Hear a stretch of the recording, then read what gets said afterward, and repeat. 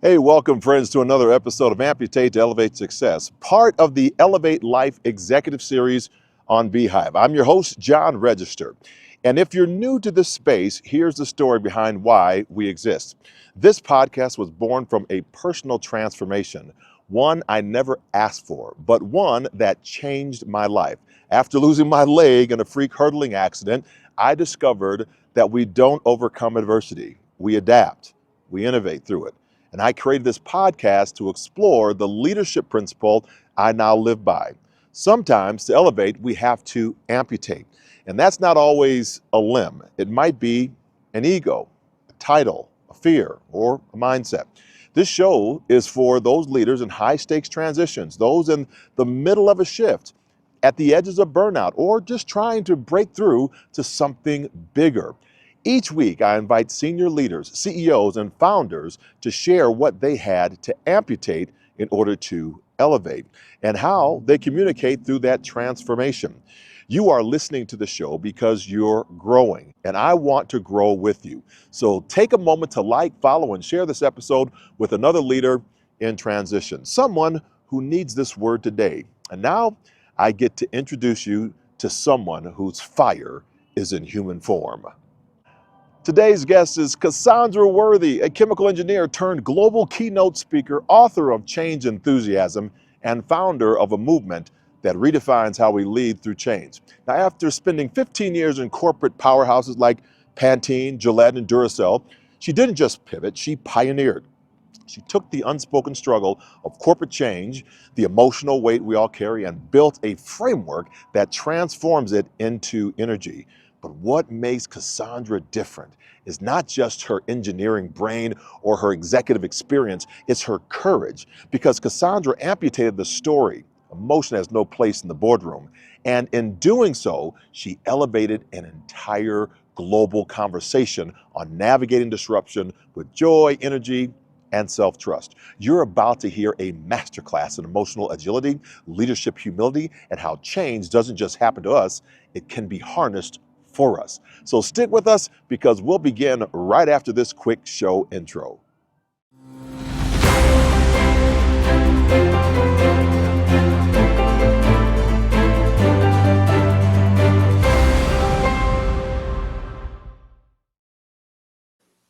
Look, I told you all, I got Cassandra Worthy.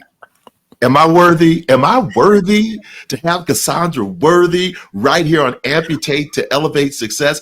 Top 50 global leadership speaker. Come on now. Thank you so much for being on this show.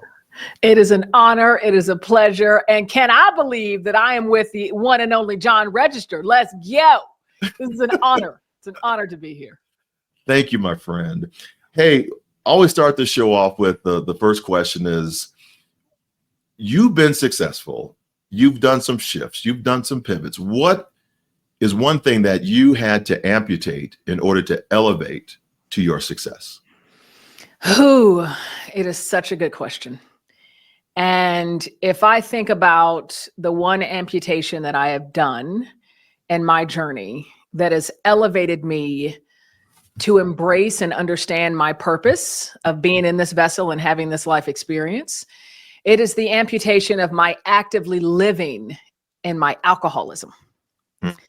Actively living in my alcoholism. Once I embraced my alcoholism and decided to amputate being in it every day, thinking about what I'm drinking next, who I'm drinking with, what time do I need to recover. Once I embraced that, let go of it, I was able to elevate the light that we all have, this tap that we have to our divinity and this wisdom, divine inspiration, and allow that to shine and elevate fully. And I'm so grateful. I'm so grateful. And today I still believe that the nature of my alcoholism is a gift. It's one of my superpowers. Because all that energy and that focus that I put into drinking and the drugging and all that turned out to free up my brain and my mind and my light in a way such that I could go off and build a business while still leading innovation in corporate America. And then recognizing this is the thing I'm meant to do in this world. and then completely shift focus and, do what I do today. How has that, I mean, when I talk to others with addiction, myself, how have you seen that elevate other people? Mhm. I think that it is another data point to the power that can happen when you put the drink down. And I see myself as one of the data points that I was able to view when I used to be in the rooms of AA, right? So both of my parents are in recovery, decades now. And I used to attend their AA meetings, fawning the support, but really it was to give myself proof that I was not an alcoholic. Mhm. But what was happening was the data that I was hearing from these people informed me of what's possible when you say no and live every day in sobriety and clarity. Mhm. And so I think that's what has really helped to elevate others, is me just being a success story on what it's meant for me and the doors that it's opened for me, and how I'm able to live my day in a more fully and bright way by every day choosing not to pick up a drink. One of the focal points that I have in my resilience action model is there's a reckoning, there's a revision, and then there's a renewal. And in the renewal, there's a space of vulnerability because it's after we have made a commitment to a new vision. Yeah. And new vision is hard to commit to because people don't actually commit. They don't know what commitment looks like. So I say, when the doctor amputated my left leg, I do not get my leg back. That's commitment.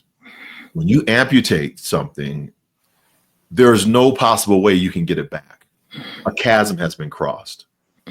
So the vulnerability that you share in alcoholism, in this case, other addictions that are out there, other vices that are out there as well, that we all might be going through, how do you liberate those individuals with your presentations, your keynotes, to get them to see that they can actually make this jump, and that they're going to have to be vulnerable on the other side and give themselves space and grace to grow? Yeah. For me, it's living in my own vulnerability.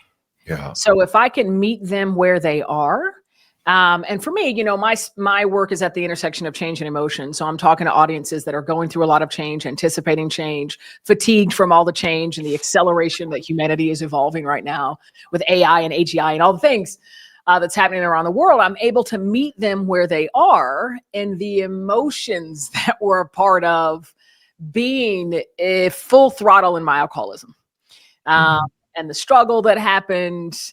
I think that when I can display my own vulnerability and they hear the things that they are dealing with and can connect to that, that's when I can take them on a journey.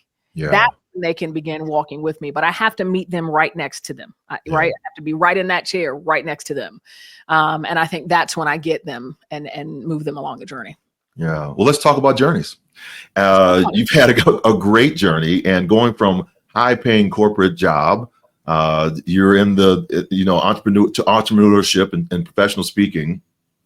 The inner signals guided that transition. What were those inner signals that said, I'm on this track, I'm on this path, I need to do a different one?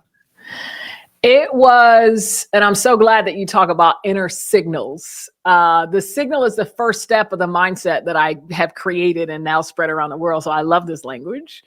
For me, it was intuition. And in my alcoholism, when my light was faint, it was a whisper. I heard a whisper, Cassandra, there's something different. There's something different that you're meant to be doing in the world and leading innovation in corporate America, something different, a whisper. But then I would numb that out with my drinking, with the fun that I was having in corporate. Like, I'm solving complex problems. I'm traveling the world. I'm doing this stuff. Like, I love the science and the engineering behind it. Chemical engineer by trade. So I'm creating products, formulating shampoos, scaling them up. I'm having fun. And I'm drinking all the time, and I'm drugging here and there. And so the intuition was a whisper until I hit my brick wall and my rock bottom, and I embraced my sobriety. In sobriety, that whisper became a shout. Wow. And it was a shout I couldn't ignore. And it spurred curiosity. Okay, what is this? What is this thing? What am I hearing? What can I not avoid? Okay, what could it be? If I'm meant to be doing something different, what could it be? And so it was a journey of curiosity. What are the unique values? What are the things that I bring to the world that no one else can? It's interviewing people that know me well, that work with me. What can I do that other people don't? When you think about me walking in a room, what's unique about it? And it was all about my energy, your energy, Cassandra. And then it was about how you motivate and influence and lead others. And the fact that you're moving through these multi-billion-dollar acquisitions and you're still motivating yourself and your team, and you're embracing the emotional energy that you're experiencing, your people are experiencing. And so, curious about that, it led me to, okay, how can I share this in a bigger way? This thing that I practice, this mental framework, and leverage this gift that I have embraced in this energy that I bring into the world. That curiosity led me to a stage talking about this mental framework, talking about this thing that I've been practicing through change for years, and using my energy to convey it. Mm-hmm. And I was lit up, and the people in the audience were lit up, and I felt the same energy I feel in myself. I felt it spring from people's eyes and from their faces and from their hearts. And it's like, yes, this is what I'm meant to do. And so for me, it was truly intuition. It was intuition that inspired and nurtured curiosity. Walking the path of curiosity, my curiosity became a passion. And now that's what I'm doing. I'm pursuing this passion, but it started just being curious. What is this thing that I keep hearing? Yeah. That's really powerful. And once you get, clarity, you begin to walk the pathway because you see it's being unfolded. Yeah. I'm thinking about Indiana Jones. He said, the penitent man will pass. And he steps out on the pathway that's not there, right? To step out in faith that that's going to actually happen. When you look at this from the standpoint, I guess I want to say it around, building change enthusiasm. Would you share that whole model that you have? I want people to understand that you have something different than the grieving model that we normally try to go through, which I want you to explain that more. I don't want to do that, but because you can articulate it better than I can. And then from there, how were you able to really, once you latched on to that model, begin to market in such a way that people said, oh, got to have that? I love these. All right. So what is this thing? What is change enthusiasm? And why is it so relevant and so important as we think about modern day change and evolving through the 21st century and beyond? For years, corporations and businesses have adapted and adopted the change curve. Mm-hmm. The change curve was invented by an individual named Elizabeth Kubler-Ross back in 1969, and it was originally developed to define the journey of a patient who just received a terminal illness diagnosis. 5 emotions, and we all have seen it, that pit of despair, right? We start in shock and denial, then we drift into the pit of depression until we emerge into acceptance and integration. It's been adapted and adopted in ways so that it fits in business, but it's still based in a linear foundation. Right? You're moving from point A to point B to point C. Leading change management solutions still find their footing in this linear-based foundation, but that is not today's reality of change. Yeah. Change today, and honestly, always the nature of change, it's nonlinear. In fact, it's cyclical. Nonlinear, it's constant, it's layered, it's dynamic, it's all the time. And with it, emotional energy is inspired, and far more than 5.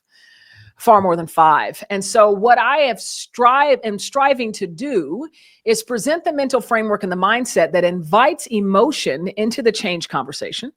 Because even though change management solutions up until, I launched my company had claimed to be human-centric, emotion never had its rightful place at the table, right? It's kind of like you don't really talk about emotions, you suppress them.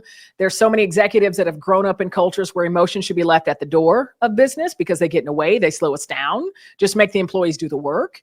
And so I recognize moving through these multi-billion-dollar acquisitions that the emotions are going to exist whether you acknowledge them or not.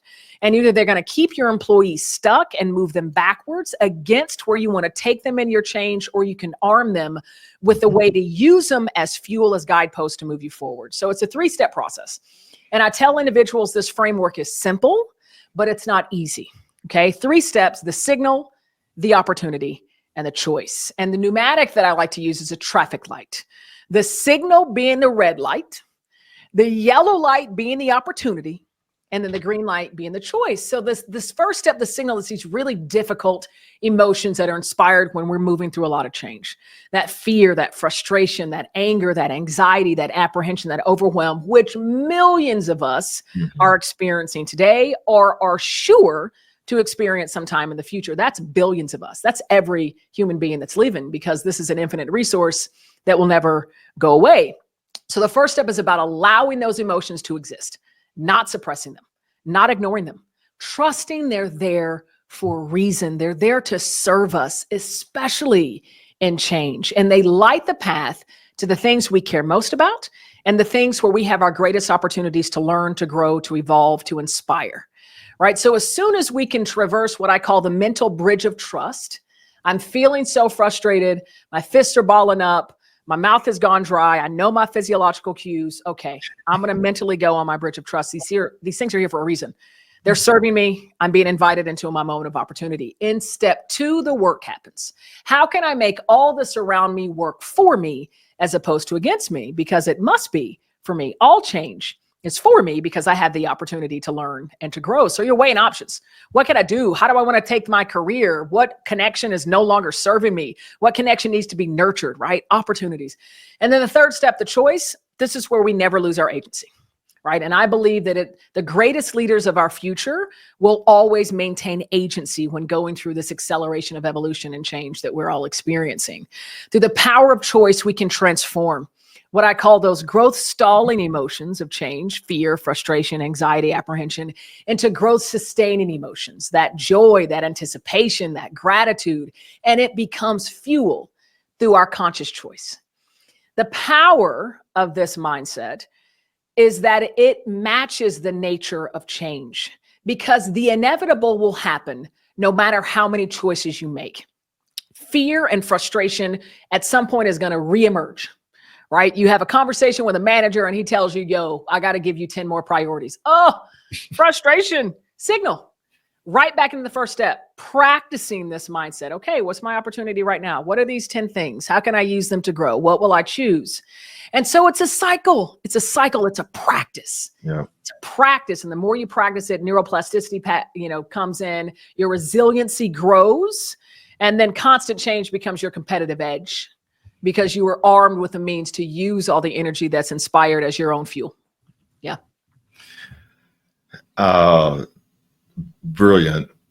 And there's so many parallels. I mean, that's why I'm drawn to you.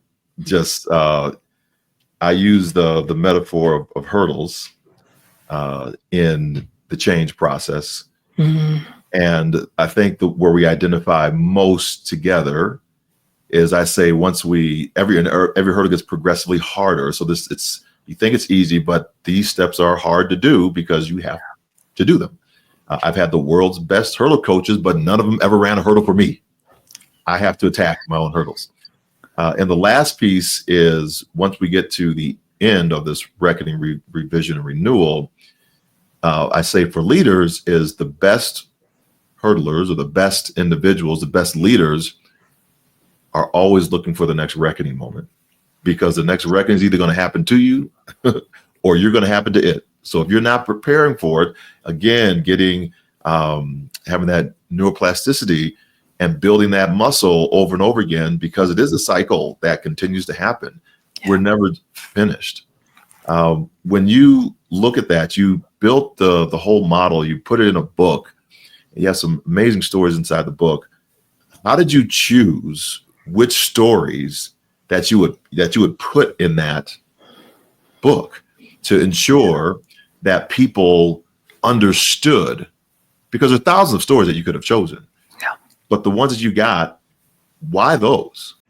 Hey, I can't wait for y'all to hear Cassandra Worthy's answer. But before we get there, I need to tell you something important. So I'm standing in front of the United States Olympic and Paralympic Museum here in Colorado Springs, Colorado, where legends are remembered not for what they endured, but for how they rose. Now, the artifacts that are in here, they tell the stories of resilience, But they aren't just relics. They are reminders that dreams do not expire. But dreams without action, they collect dust. And that's why I created the Elevate Life Executive Strategy Session. It's where bold leaders in high stakes transitions gather every month to sharpen their communication, build clarity, and elevate together. Our next session is July the 17th from 5 to 5:45 p.m. Eastern Time. But this is for members of the Elevate Life family only. So if you're ready to stop collecting advice and start building legacy, I welcome you to join us now at johnregister.beehive, that's BEEHIIV.com. Okay, let's get back to the question. Thanks for your time. Yeah, I chose the personal stories of mine that were the greatest inflection points in my journey. Yeah. It's the story that actually was the birth of this mindset. And then others of my greatest struggle where I employed the mindset and the result that happens through its employment. And the other thing that was important for me in writing this book is to shine light on the stories of others to create additional data points than just myself, right? That helps with the influencing. That helps with convincing the reader of the power of this, the magnitude of it. It's not just me. Other people are practicing this. And it's interesting, when I'm bringing this into organizations and enterprises, working with C-level executives who have grown up in organizations where you leave emotion at the door. Yeah. Sometimes people think what I do is woo-woo. It's too soft, right? Emotions get in the way. It's slowing us down. While we're talking about it, what's the real meaning? And that is a deeply held belief. Right. It is a belief that is driving that perspective. In so many ways, I have to offer a different belief and transform belief, right? And oftentimes that happens through experience.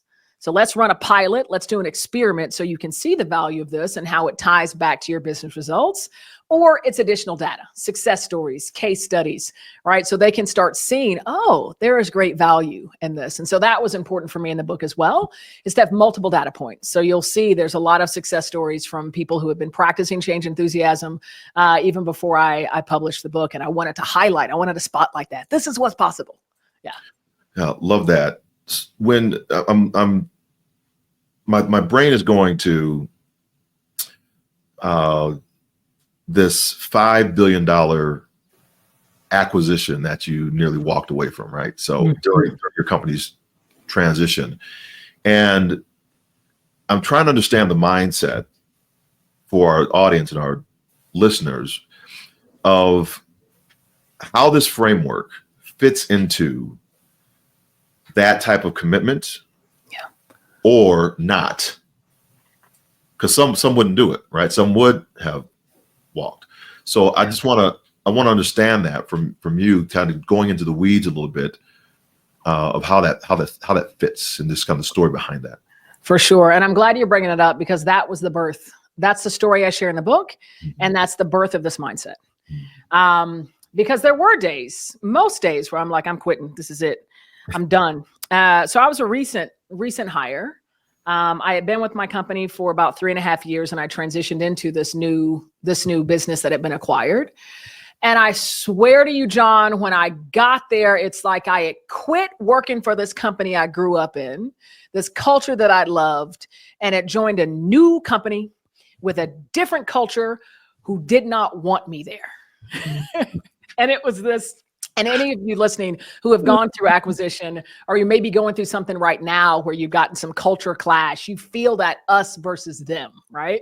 And I felt that every day walking up and down the hallways. And it's like I had been in a culture and an environment where all of my ideas were listened to, where I had, they placed value in what I was offering. They knew that I was bringing the goods. To, we don't care what you're talking about. We've been doing this for over a century. We don't need y'all here, right? Us versus them. And I was so frustrated. And I felt like I had walked so far back in my career, and I felt like I was just starting anew. And I was losing all the momentum that I had gained in my career because I was being groomed, right? And this is why they sent me there early on. And I remember I talked to a mentor, because this is before I started talking about and recognizing change enthusiasm. I certainly didn't know what I would call it. And before I started recognizing the emotional energy I was feeling as a gift, I went to a mentor and I basically was venting, right? And y'all know, listening, you know about venting. You know that you do it. that it feels good, transferring that emotional energy. So I was venting to my mentor, telling her everything short of like, yo, you need to fire my manager. You need to fire these 9 people over here that are terrible, right? And she told me, Cassandra, you can either get bitter or you can get better in this moment. And it's your choice. And John, I will tell you, when she first told me that, it pissed me off. So I'm like, what? How is it my choice? You're the one in the position of influence. You have the power, not me. What?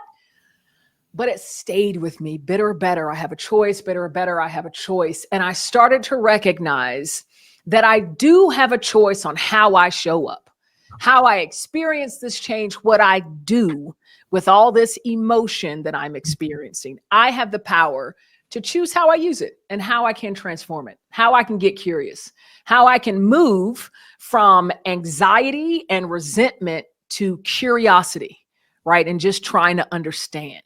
Yeah. And so that's when I started to formulate this mental framework, knowing that the emotion was there to serve me and that I have a choice to reach better, that next best feeling, right?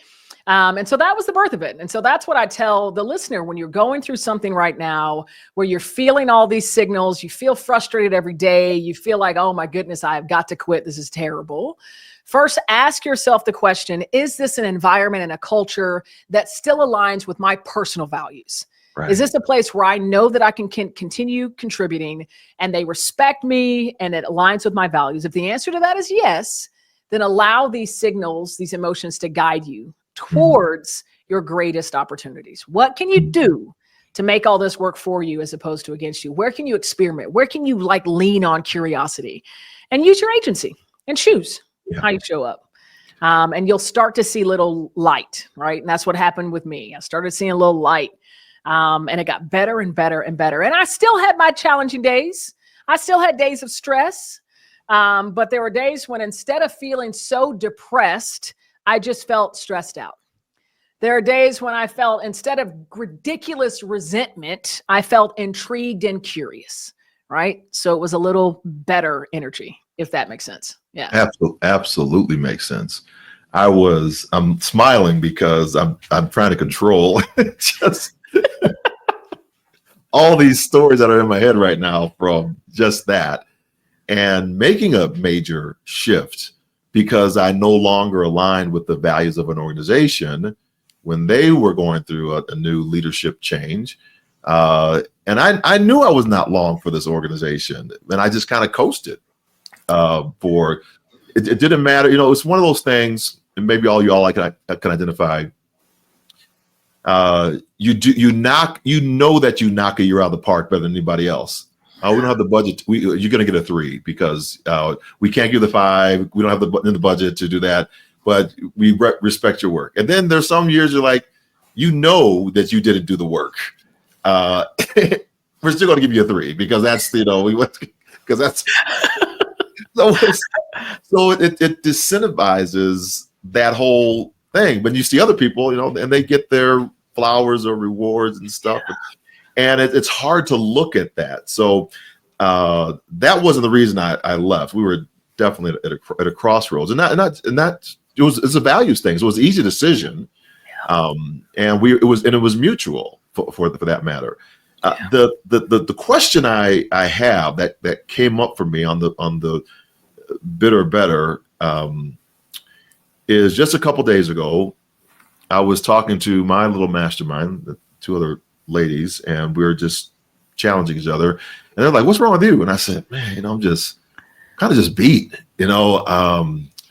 All this change that's happening. I'm talking change too, and I'm like, just kind of frustrated right now. I'm not even getting up to going for my swim in the morning time. I'm not writing down my affirmation. I'm just kind of out of sync. I'm out of rhythm. So, how do you share and work with individuals that it's like me versus me and not me versus the organization?" Yeah. Oh, that's so real. It's so real. And I'm so grateful for your vulnerability that you're sharing, because one of the most important aspects of this framework, and notably in its practice, is granting ourselves grace when we're in step 1, when we're feeling those signals, when we feel the frustration and the overwhelm, this mindset is not about always being enthusiastic about change. Mhm. That's not what this is. It's not about ignoring the difficult emotions or trying to pass through it real quick. Frustration, no, run away, run away. It's not what it's about. It's about giving time and grace when you're in it. And I think that's really important because it allows you the opportunity to reflect and in many ways and many times recharge as well. And that's such an important aspect of building resilience, So I'm grateful that you're sharing. And hopefully you are taking the time to sit and reflect. What is all this telling me? What is my frustration, all this overwhelm? What is here for me to learn? And let me give myself some rest and respite to sit still and allow and feel these emotions. Thank you, frustration. Thank you, anger, right? Thank them for being there. They're there for a reason. And I talk about the power of reflection and resilience. I call resilience a muscle. Mm-hmm, mm-hmm. Athletics. I also was in athletics, D1 athlete at Georgia Tech, did shot put and discus, lifted a lot of weights. You know about building muscle mass, right? You're working out one muscle group one day, the next day you are resting that group. Why? So that the fibers can regrow and strengthen. That's where the strength happens. It's in your recovery. And then the next day you're breaking them down again. Same goes for our resilience. There's a strain that's introduced when we're going through a lot of change, right? We're pushing, it's difficult, we're challenged, we're falling down, we're stressed out. Once we get to a point, we have to take a moment, take a day, reflect, okay, what have I learned? What have I learned through this? I'm exhausted. I'm going to take some time to sit back, to reflect. How have I learned from this? And then share those learnings and then step forward, right? Resilience is in the zeitgeist, and there's so many executives who are talking about we need a more resilient organization. I need more resilient leaders because we're going through change constantly. But they're getting something wrong about it, assuming that resilience is you just keep pushing. You fall down, you keep pushing. You fall down, you keep pushing. Go, go, go, go. That is the recipe for change fatigue, not resilience. You have to give your people a time to reflect and recover so that the resilience muscle strengthens so that the next strain, they're even stronger. And the bounce back gets quicker because you're bouncing back to figure out, what have I just learned? What is here for me to learn that I can share and be better as I move forward? Right. So I think there's a component there that we're forgetting or that we're lacking and making a mistake about what true resilience is and how it's really nurtured and built. Ladies and gentlemen, we are talking with the one and only Cassandra Worthy, founder, CEO of Change Enthusiasm Global. Why? Because she is global. Are you picking up what she's putting down? Are you getting you have your notepad out there? Are you taking notes on this? Because she is dropping gems out there. Resilience, 10 letters. Embedded in the word resilience, the word silence, recovery.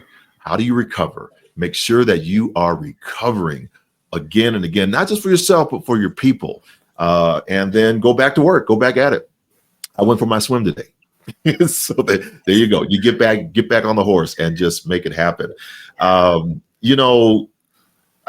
listen, when I'm listening to you, that's also part of the champion's mindset. And when I look at champion coaches, especially in track and field, you said, shot put, Georgia Tech. I was a Paralympic athlete, swam at Georgia Tech during the Paralympic Games, 1996. Oh, wow. So I was in the 26 months after I had my amputation, I was in the pool in Georgia Tech. Wow.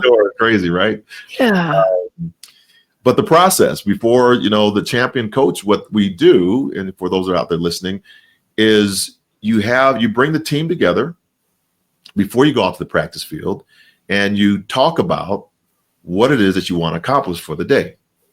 And you write those things down, whatever it is, and you say how we're going to hold ourselves accountable to what we said that we want to do. And then when everybody's in agreement, they can add to the workout or take away from it or what they want to do. Now they own it when they go out on the practice field, so they can hold each other accountable during the practice session. And sometimes they hit it, sometimes they don't. And we come back after it's over with, and we don't say ready, break. We go back. How well did we hit the targets today? Did we get there? Did we get 80%, 90%? What do y'all think? And if it's not 100%, how then can we do better tomorrow? What do we need to do right now to recover so that our brains are ready to work out at the optimum the next day. And then the next day you come in, you put that in the forefront. How well did we recover? What's the workout for today? And the cycle then repeats itself so that it does bring in that elasticity. And we're making sure that we're doing that. When you think about this, I want to, get ready to kind of forecast a little bit with you. And that is, I stopped asking people, what would you tell your younger self? Because you can't change anything with the younger self. You wouldn't have had the experiences to guide those decisions that you would have made. So you are now 20 years down the road. You're meeting yourself for coffee. Oh, hey, what's up, Cassandra? How you doing? How you doing? How you doing? What's the most powerful lesson that your future version is sharing with you right now? Ooh, I love these type questions. And I will say, whenever I'm asked, and I'm asked it a lot, and I'm glad that you don't ask it, what would I tell my younger self? It's never that. I would ask my younger self, how am I doing? Because she had a lot of hopes and dreams for me. And so I just want to check in. So I'm meeting Cassandra 20 years from now. There's a practice that I do, John. I journal every day. It's a spiritual practice for me. And often I leave notes for my future self. And I create space in my journal for my future self to come back and write to me. So this is a relationship that I have nurtured, that I've been nurturing for years.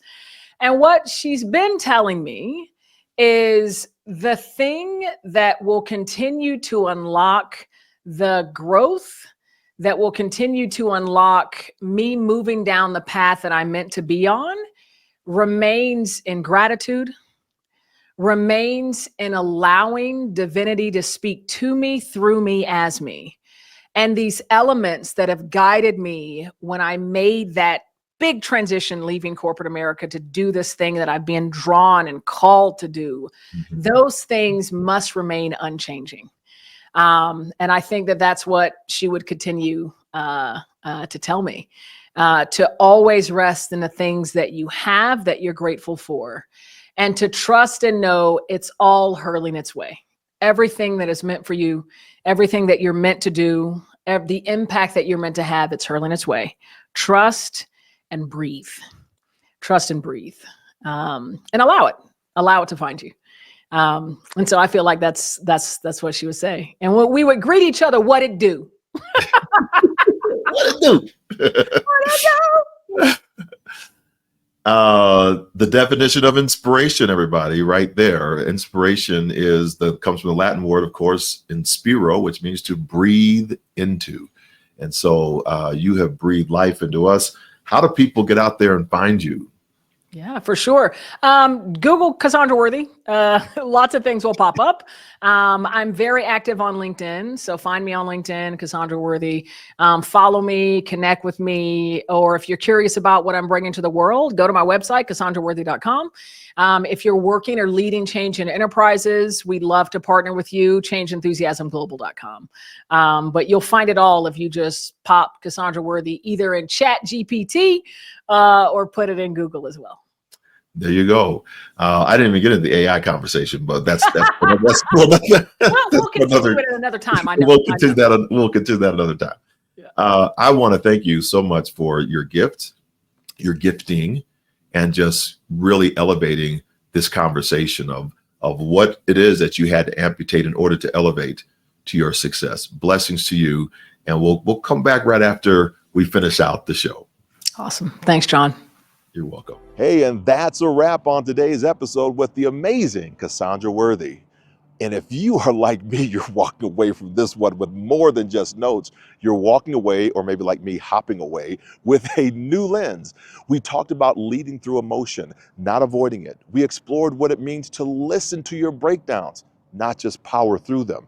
And maybe most courageously, Cassandra pulled back the curtain on her own battle with alcoholism, not as a side story, but as a central reckoning in her leadership transformation. She reminded us that the greatest breakthroughs often begin with the emotions we try hardest to suppress. So here's my challenge to you. What signal are you ignoring right now? Maybe it's a nagging exhaustion that's not about your workload, but your worth being tied to output. Maybe it's a quiet whisper to subtract and not add. Whatever it is, name it, listen to it. That signal might just be your next greatest opportunity. And if today's conversation struck a chord, I want to personally invite you to go deeper with us. Join the Elevate Life Executive Strategy Session, a monthly space where we don't just talk about transformation, we commit to it. We unpack these insights. We name the amputations. We build your renewal story together. You can sign up right now at the link in the show notes. And trust me, it's the best leadership room you're not in yet. All right, my friend, thank you so much for tuning in to Amputate to Elevate Success podcast. Next week, we're digging into the power of clarity with another powerful guest. So just think about it. Make sure you're subscribed. And if this moved you, share it with someone who's ready to trade burnout for breakthrough. Until next time, go forth, inspire your world. Bye for now.